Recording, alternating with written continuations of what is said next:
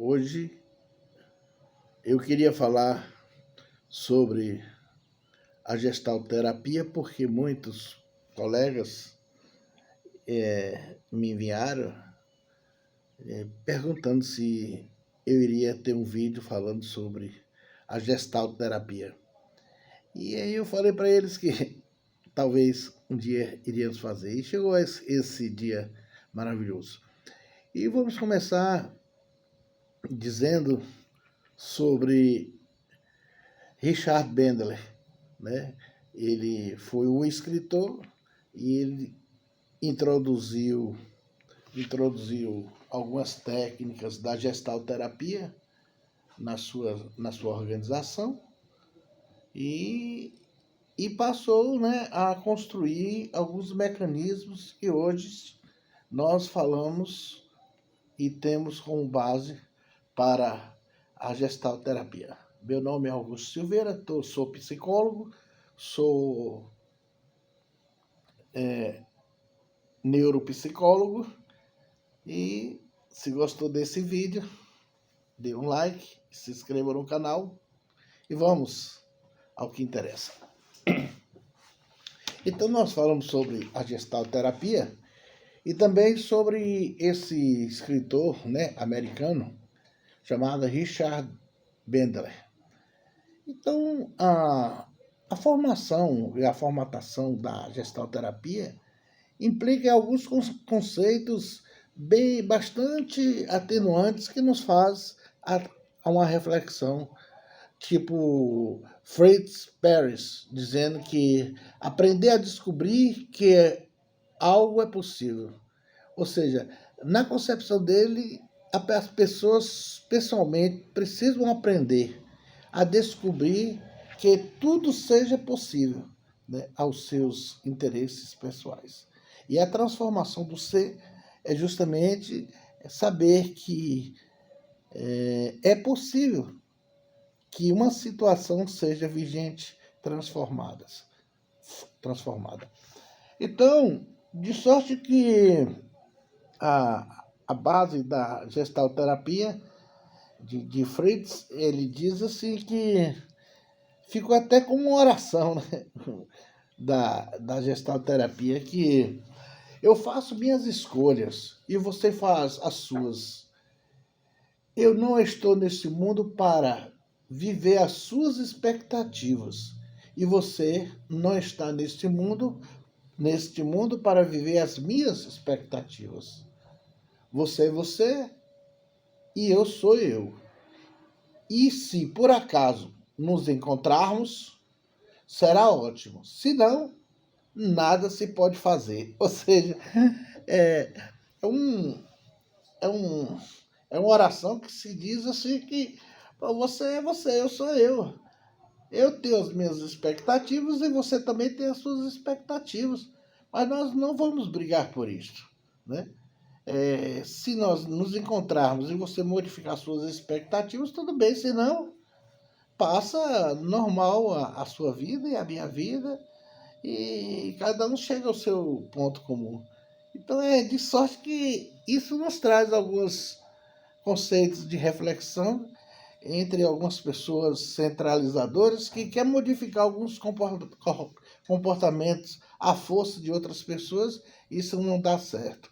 Ou seja, se você pegar em relação a um exemplo aqui, ao casamento, e ver que aquele amor que estava inicialmente no relacionamento do namoro, no noivado e no início do casamento, ele começa a ser desequilibrado porque um dos cônjuges começa, né, a fazer ou a impor algumas restrições ao outro para que ele tenha mais liberdade e alargue a sua tenda. E isso faz com que o outro diminua como pessoa. Então a gestalterapia vem e fala justamente isso. Eu faço as minhas coisas e você faz as suas. E eu não estou neste mundo para viver as suas expectativas. E nem você viver as minhas. Ou seja, Olha que bacana.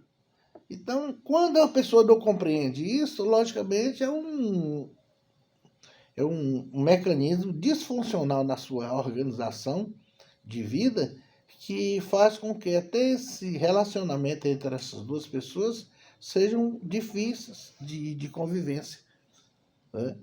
Porque ela não dá valor e tenta, de alguma forma, diminuir alguns preceitos da outra pessoa em benefício próprio. É, então, quando a gente vê Richard Bandler, ele voltando a ele fala uma coisa importante que utilizando as técnicas da gestalterapia, ele encontrou alguns mecanismos que as pessoas acreditam que seu ponto de vista e respeito ao mundo é uma verdade objetiva. Então, na concepção dele, que ele diz que as pessoas acreditam que, que o ponto de vista da pessoa é em respeito ao mundo e à verdade objetiva dessa pessoa, sem lidar ou considerar alguns fatos que a outra pessoa não viveu nas mesmas situações e também, às vezes, na mesma cultura, né, do que a outra pessoa. E é por isso que, em muitos casos, logicamente, o relacionamento de duas pessoas se frustra demasiadamente e desemboca para algo que, ao meu ver, é triste, né? Porque imagina você passar tempo, meses ou anos, perdendo a sua identidade, dando espaço a que o outro consiga os seus objetivos pessoais e depois você requerer de uma hora para outra o seu espaço. Então, logicamente, isso vai lhe trazer alguns tipos de sofrimento psíquico que você não entende como pessoa. Você não compreende naquele momento que você cedeu, ao ceder, você cedeu um pouquinho da sua identidade. E aí, para reconstruí-la, logicamente, é possível, mas isso gera alguns transtornos psíquicos. Também, né, sentimental, que levando ao estresse do dia a dia, levando a um sentimento de frustração, de invalidade, de ansiedade e também de depressão. Bom, mas quando isso ocorre, ou seja, em respeito ao mundo e a verdade objetiva ocorre, a experiência humana é colorida. É interessante isso, que a experiência na concepção da pessoa humana ela é colorida. Pelos quê? Pelas lentes, às vezes do passado, às vezes da situação vigente em que ela vive. E isso faz com que traga alguns sentimentos, né? Aflora alguns sentimentos propriamente dito,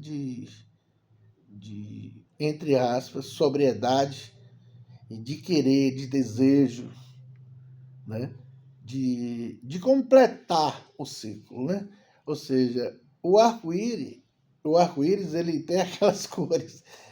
E imagina, faltar uma das cores é como se fosse um sentimento, né? Lhe trazendo de que seja incompleto. Então ele sempre está querendo mais coisas naquela relação, ou dizer algumas coisas daquela relação que já foi dita.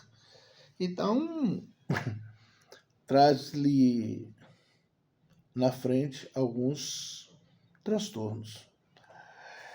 Nesse caso, já que a nossa percepção que configura as nossas experiências, existe dois princípios básicos para que isso ocorra. Ou seja, a percepção ocorre porque ela traz as nossas experiências. E nós vivemos em um contexto de situação pelas experiências vividas. Então, se isso realmente é verdade, é possível alterar nossa realidade interna. Olha, se é possível alterar a nossa realidade interna, é possível também alterar a nossa insistência na realidade externa. Entendeu? Ou seja, é possível. Se é possível alterar a realidade interna,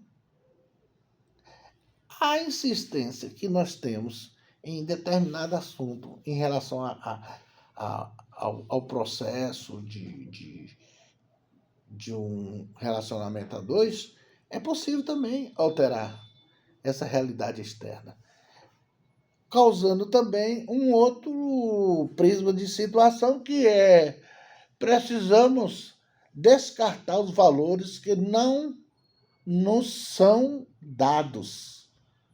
Ou seja, é necessário a gente começar a descartar os valores que nos passaram, nos deram naquele relacionamento. Começando a descartar isso, logicamente a pessoa começa a voltar ao seu estado e voltar a ter a sua identidade propriamente dita, bem mais abrangente, bem mais lúcida em suas visões e pensamentos e ações do seu cotidiano. Então tomamos consciência de estar construindo o nosso mundo ou verdade. Nós precisamos termos consciência de que nós estamos construindo o nosso mundo com uma verdade, gente. Não fantasiosa, não cheia de mecanismos de fuga, mas que as nossas verdades sejam uma verdade que possa impactar a nós mesmos. Né? Bom, hoje em dia existe um termo, né, que as mulheres sempre usam, ou até o homem, né? usa, né, que empoderamento. A mulher é empoderada, o homem empoderado. Não são verdades absolutas. São verdades translúcidas. São verdades que nos traz a uma reflexão. Né? O que é ser realmente empoderada? Empoderamento não é o que muitas pessoas acreditam que são. Eu acredito mais que empoderamento seja a paz de espírito que você tem com você mesmo. Essa lucidez de um pensamento positivo e transformado em ação em relação à sua identidade física e mental. Isso é para mim empoderamento. Né? Não é você dar a resposta que o outro queira que você dê, ou você fazer ação em que o outro seja bastante incluído para que você ganhe algum tipo de vantagem pessoal. Mas, vamos lá. A verdade só pode ser tolerada se descoberta por conta própria. Para finalizarmos, na gestalterapia, ela diz que a verdade só pode ser descoberta se ela for por conta própria. Descoberta por conta própria. Por quê? Porque quando ela é descoberta por outra pessoa e transmitida para você, logicamente você está aquém de você ser ou ter algum tipo de maturidade mental, né? E também psíquica em relação a tal conceito. Então, na verdade, é necessário que você descubra, para que você acredite realmente que essa pode ser o trampolim para que você saia dessa situação vigente de deterioração do seu mecanismo psíquico e dessa entrega ao outro, né? Porque toda vez que a pessoa se entrega ao outro, ela está dizendo que ela é mais fraca, ela é mais volátil, ela é mais líquida do que a outra pessoa. Então o outro se transforma em algo sólido, porque a verdade fica com a verdade absoluta e você fica nadando e remando e dentro do navio do outro, sem conseguir um objetivo pessoal para a sua vida. E isso transforma a pessoa em uma angústia profunda e faz que muitas pessoas tenham um desequilíbrio para toda a sua vida. E como se faz isto? Como se cria esses mecanismos de solução?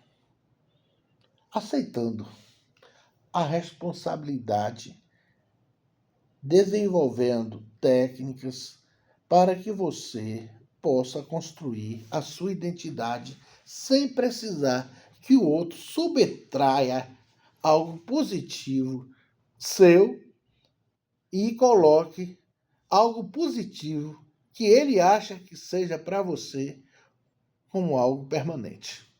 Isso é algo que você precisa realmente estar atento diante dessa situação. Mais tarde iremos falar sobre outro assunto. Hoje nós falamos um pouquinho sobre a Gestalt terapia e agradecemos a você pelo vídeo.